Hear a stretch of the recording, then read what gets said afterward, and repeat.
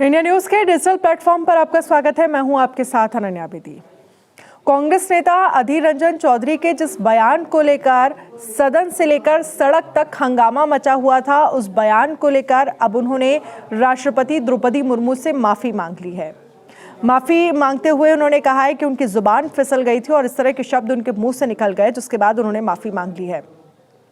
आपको याद होगा कि किस तरह से कल इस पूरे मामले को लेकर बीजेपी ने कांग्रेस को घेरा था, किस तरह से लगातार बीजेपी की तरफ से ये कहा जा रहा था कि कांग्रेस जो है वो महिलाओं का सम्मान नहीं करती। सर्वोच्च पद पर बैठी एक महिला राष्ट्रपति है जो कि उनका सम्मान नहीं कर रही है, जो कि आदिवासी समुदाय से आती हैं, उनका कांग्रेस सम्मान नहीं कर रही है। इस पूरे मामले को लेकर जमकर बीजेपी ने कांग्रेस को घेरा था और किस तरह से ये कहा था कि अधीर रंजन चौधरी तो माफी मांगे ही मांगे, साथ ही सोनिया गांधी कांग्रेस पार्टी को माफी मांगनी चाहिए।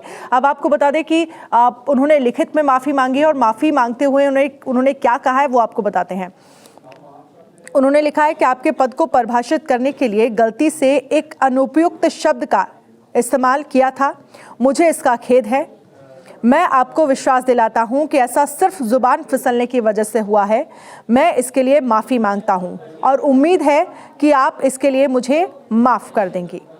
इस पूरे मामले के बाद हमने आपको दिखाया था कि सदन में कैसे स्मृति ईरानी और सोनिया गांधी के बीच भी नोकझोंक हुई थी इसी मामले को लेकर, लेकिन इन सब के बीच उन्होंने कल राष्ट्रपति द्रौपदी मुर्मू से मिलने का भी वक्त मांगा है। लेकिन ये पहली बार नहीं हुआ है जब जिस तरह से जो अधीर रंजन चौधरी हैं वो माफ़ी मांगते हुए आए हुए हैं अपने किसी बयान को लेकर। इससे पहले भी कई बार इस तरह की बयानबाजी वो कर चुके हैं या ट्विटर पर इस तरह की ट्वीट्स वो कर चुके हैं कि उसके बाद उनको माफ़ी मांगनी पड़ी है।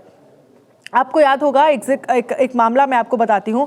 एनआरसी के मामले को लेकर बहस चल रही थी, जब उन्होंने प्रधानमंत्री नरेंद्र मोदी, गृह मंत्री अमित शाह को भी घुसपैठिया कह दिया था, जिसके बाद उनको माफ़ी मांगनी पड़ी थी इस मामले को लेकर।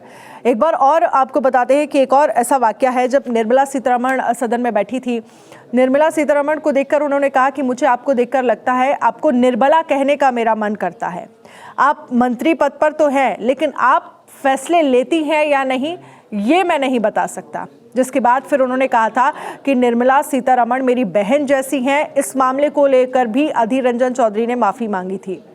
इसके साथ ही एक बार कश्मीर मुद्दे को लेकर, कश्मीर में 370 हटाने को लेकर बहस चल रही थी, जिसमें उन्होंने कह दिया था कश्मीर का मुद्दा जो है वो इंटरनेशनल मुद्दा है। फिर इस मामले को लेकर अमित शाह ने उनको जवाब भी दिया था और इस मामले को लेकर भी बाद में उन्होंने अधीर रंजन चौधरी को माफ़ी मांगनी पड़ी थी। तो ये पहली बार नहीं है जब वो माफ़ी मांगते हुए नजर आए हैं। इससे पहले भी कई बार अपने बयानों को लेकर, अपने ट्वीट्स को लेकर उन्होंने माफ़ी मांगी है।